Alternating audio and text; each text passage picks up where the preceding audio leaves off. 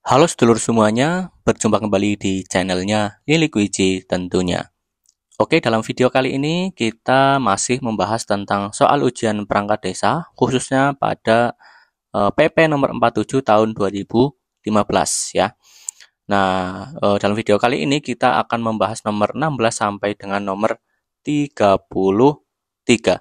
Nah, sebelum memasuki ke videonya, buat teman-teman yang mau order softfile lengkap dan juga mau konsultasi, silakan cek link di deskripsi. Di situ sudah ada linknya, tinggal pilih dan klik ya. Nanti akan terhubung dengan kami langsung ya. Bisa tanya-tanya dulu ya, atau mau order softfile lengkap juga bisa. Oke, tanpa berlama-lama, mari kita lanjutkan ke nomor 16. Penghasilan tetap kepala desa dan perangkat desa dianggarkan dalam APB desa yang bersumber dari titik-titik. A. Dana desa. B. ADD. C. APBN. D. APB desa. Jawabannya adalah yang B ya. Jadi penghasilan tetap kepala desa dan perangkat itu dianggarkan dalam APB desa yang sumbernya dari ADD atau alokasi dana desa. Nomor 17. Untuk penghasilan tetap kepala desa dan perangkat desa bagi ADD yang berjumlah sampai dengan 500 juta rupiah digunakan paling banyak titik-titik. A. 30%, B. 40%, C. 50%, D. 60%. Jawabannya adalah yang D ya. Jadi setiap desa ini kan ADD-nya beda-beda ya. Jadi untuk yang jumlahnya sampai dengan 500 juta rupiah itu digunakan itu paling banyak 60% ya, sesuai dengan aturan ya, 60%. Kemudian nomor 17.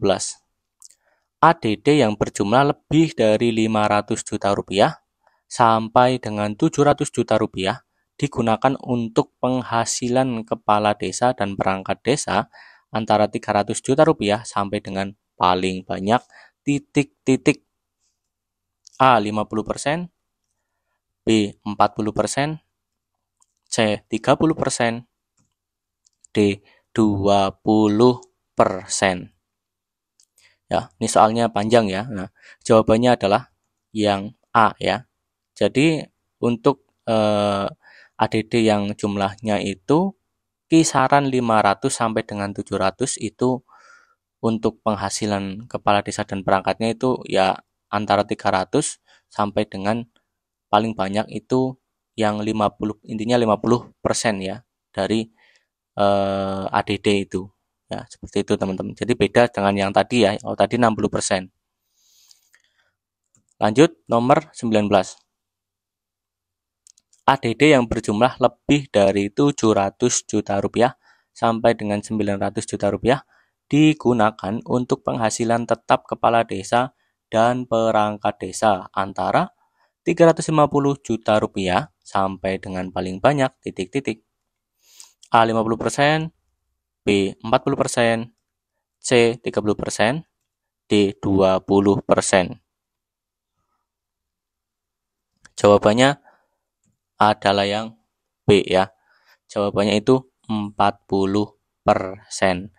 Kembali lagi ya teman-teman, silakan diperhatikan untuk soalnya lagi ya. Jika masih bingung bisa diulang lagi soalnya ya, dibaca lagi terus diingat-ingat jawabannya.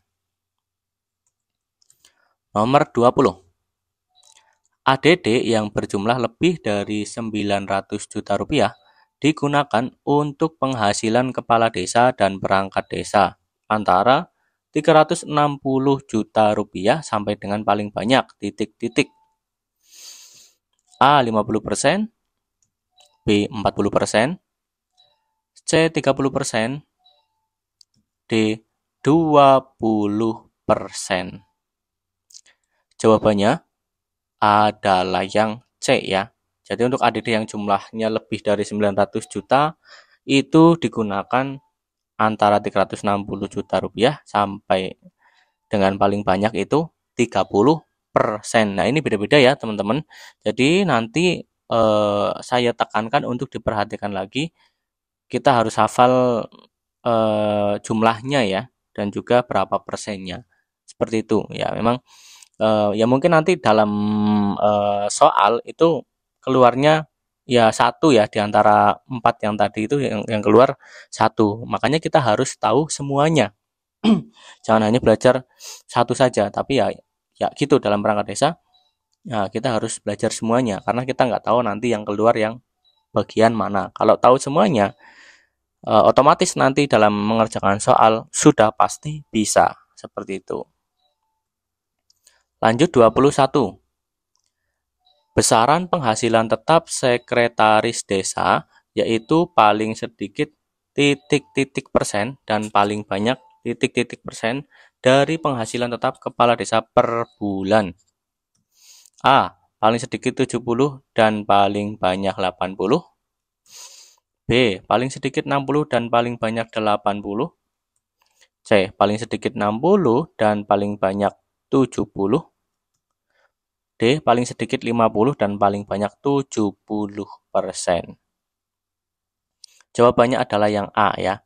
Untuk penghasilan tetap sekdes itu paling sedikit 70% dan paling banyak itu 80% dari kepala desa ya, per bulan. Nah, gajiannya per bulan ya, seperti itu. Lanjut nomor 22. Penghasilan tetap perangkat desa selain sekretaris desa yaitu paling sedikit titik-titik persen dan paling banyak titik-titik persen dari penghasilan tetap kepala desa per bulan. A. 60% dan 70%. B. Paling sedikit 60 dan paling banyak 80. C. Paling sedikit 50 dan paling banyak 60. D. Paling sedikit 40 dan paling banyak 60%. Nah, kalau tadi kan sekretaris desa ya. Kalau ini perangkat desa selain sekretaris desa. Nah, jawabannya itu adalah yang C ya. Jadi untuk perangkat desa selain sekdes ya, itu paling sedikit itu 50% dan paling banyak itu 60% dari penghasilan tetap kepala desa per bulan. Nah, seperti itu teman-teman. Beda dengan yang sekdes ya. Jadi beda sekdes dan perangkat desa yang lain itu beda.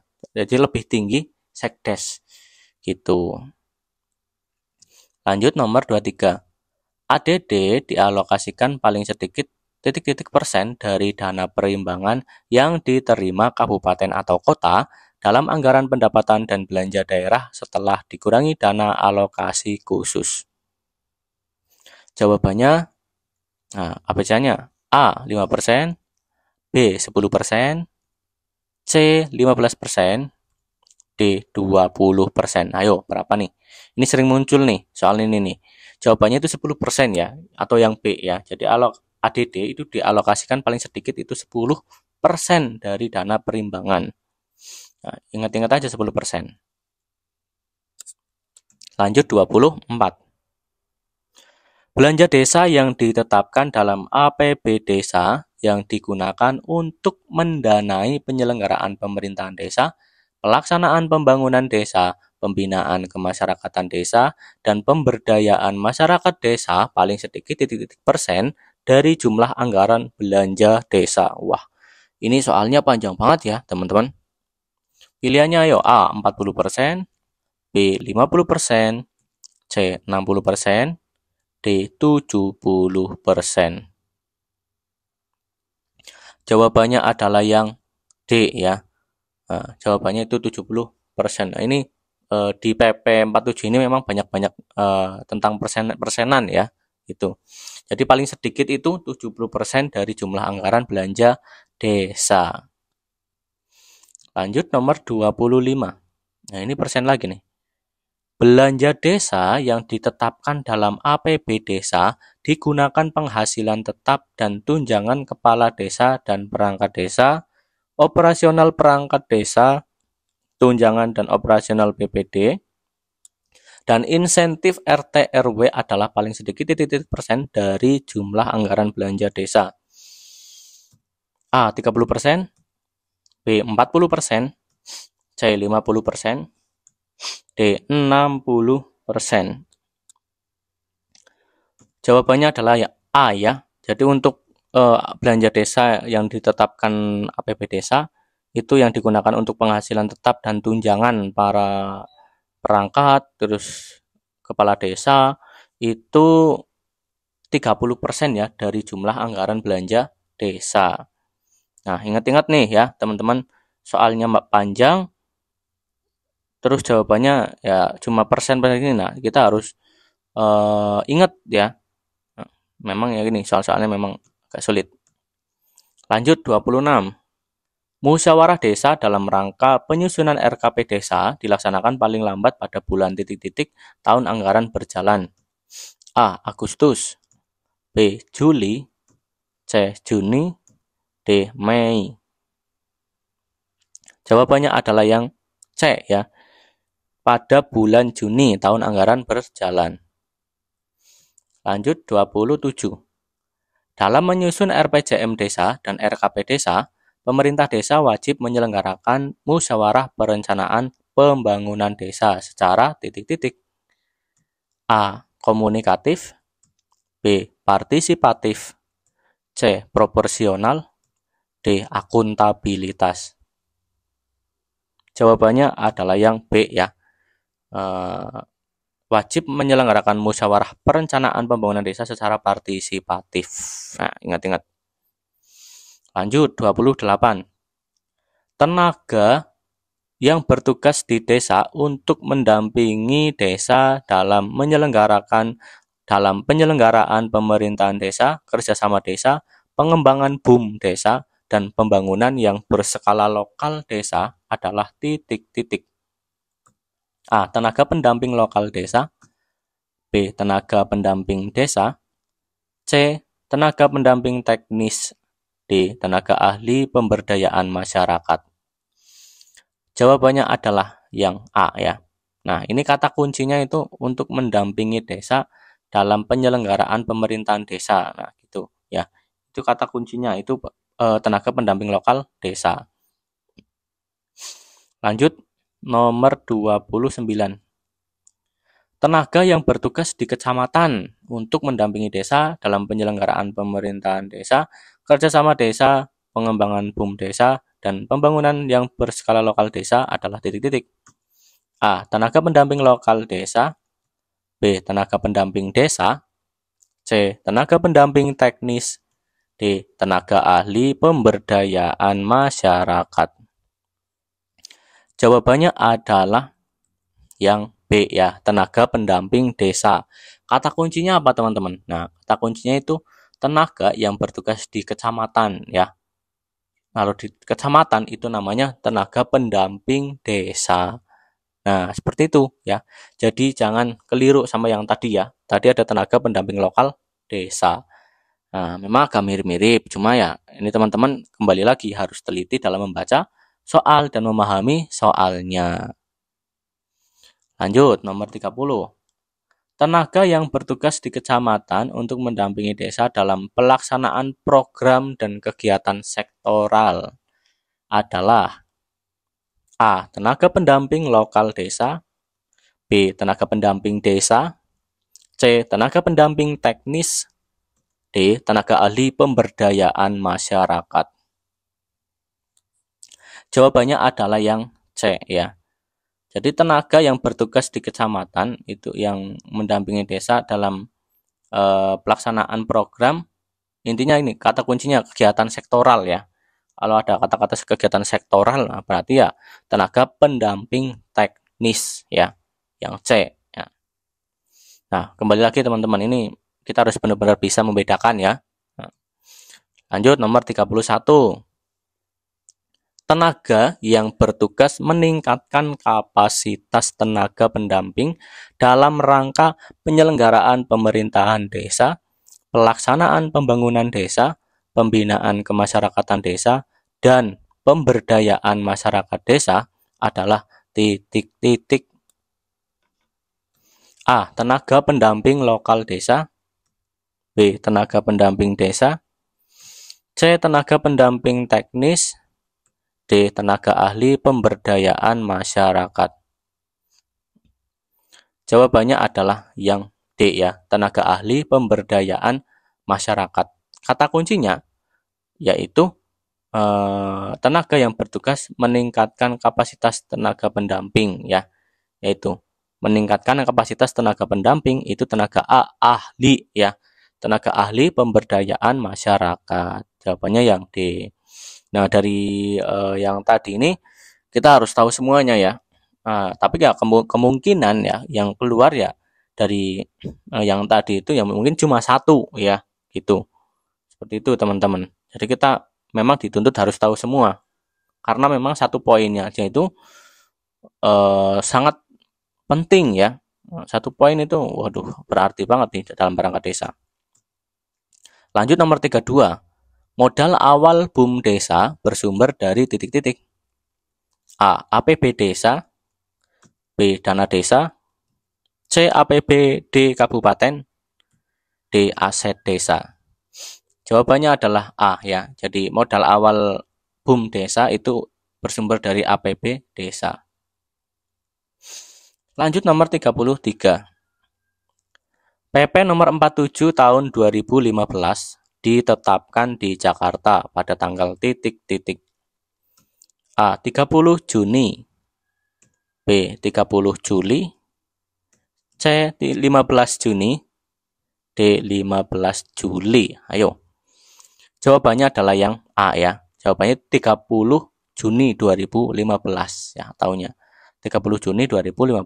Nah, ini tanggal-tanggal seperti ini kalau yang belum tahu kadang nggak dipelajari. Tapi ya kadang keluar ya di akhir-akhir soal biasanya itu keluar untuk tanggal-tanggal ini. Seperti itu. Baik UU desa pun kadang juga ditanyakan gitu ya teman-teman. Oke. Untuk menjawab pertanyaan dari para subscriber kadang gini ya. Kenapa harus order soft file? Nah, gini teman-teman. Terkadang belajar melalui buku itu lebih cepat nyantel ya. Dari ini tergantung dari masing-masing pribadi ya gitu.